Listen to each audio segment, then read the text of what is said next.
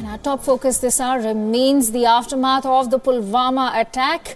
Even after a week amid a major crackdown on separatists in Jammu and Kashmir, the centre has sent 100 additional companies of paramilitary forces to the state on an urgent basis. An urgent notice from the Home Ministry in New Delhi late on Friday evening led to 100 additional companies of paramilitary soldiers being airlifted to Srinagar. However, no reason has been provided for such a massive deployment. The action comes 8 days after an audacious terror attack on a convoy in Pulwama district in which 40 CRPF personnel were martyred.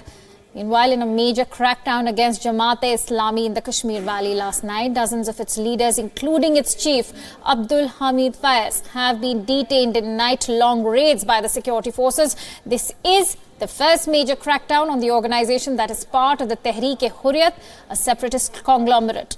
The crackdown comes even as authorities on late Friday evening detained JKLF chief Yasin Malik. Yasin Malik's arrest comes ahead of a crucial hearing on Article 35A in Supreme Court, which is likely to take place on Monday. That is February 25th. The article, incorporated into the Indian Constitution in 1954, grants special rights and privileges to the residents of Jammu and Kashmir.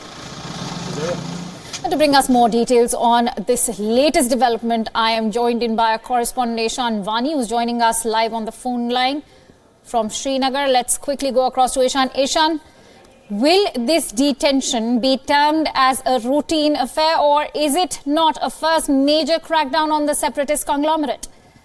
Oh, well, this is one of the major crackdowns that has happened on the separatist camp. Now remember, there are cadres of Jamaat-e-Islami who have also been arrested from the top leadership to everybody there. And these all raids were conducted during the night. At the same time, there have been 100 battalions of the paramilitary forces being sent to Kashmir Valley to control the situation. Remember, 35A is also being heard in the Supreme Court in the coming week. So the security forces and the authorities do not want to take any risks, and that is why there have been arrests in the Kashmir Valley. Sources are telling Wion that all those who will be detained in Kashmir Valley will be sent outside Jammu and Kashmir Valley for imprisonment. But these are, of course, precautionary detentions that the forces have carried out. But the timing of these arrests is important, given the fact that a big attack was carried out by the militants on security forces in Pulwama district, which resulted in the loss of life of 40 CRPF jawans. This isn't usual that we see in Kashmir, that the forces go on and arrest top leadership of the Jamaat-e-Islami, because the socio-political organization, and it hasn't really come under the radar of security forces as much as they have been able to crack down on the separatists. But this time around, they have been cracking down on not only Jamaat, but also the separatist camp. And seeing all this situation, the MHA has given orders to send more paramilitary troops to Kashmir Valley. Although there were suggestions that it could be part of an election process. But remember, there aren't dates which are finalized for the Kashmir Valley yet. The Election Commission team is scheduled to visit the Kashmir Valley and assess the situation. At the same time, these arrests have been something which has been condemned by the PDP and other parties as well, because we have seen such arrests being made in the 90s. So the fear of that situation has really got these mainstream political parties worried about what's happening in Kashmir Valley. Throughout the night, the raids were conducted in South Kashmir and Central Kashmir. Now all of these detainees are under the police custody, but the situation is tense in the valley given the fact that these arrests have been made.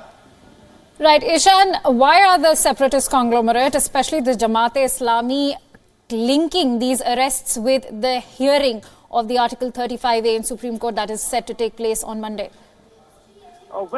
We know that the Jamaat-e-Islami is a vast organization, so they could pool the gatherings not only in South Kashmir, but also in the Central Kashmir and Srinagar as well.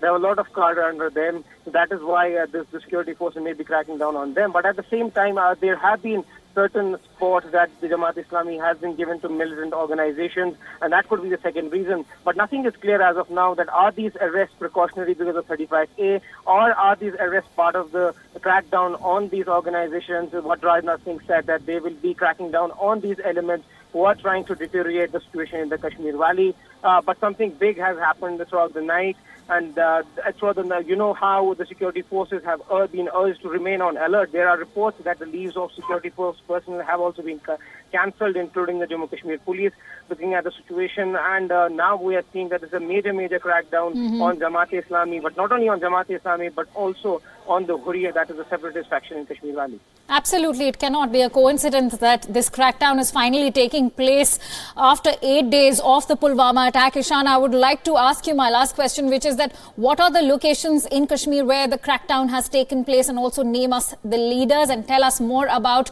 this separatist outfit that we are talking about, Jamaat-e-Islami. Well, most of the raids have been carried out in South Kashmir's Pulwama, Tral, Shopian and other districts, and that is where in South Kashmir most of Jamaat-e-Islami's group members are active. The last times we have seen in the past that Jamaat-e-Islami has been providing some sort of support.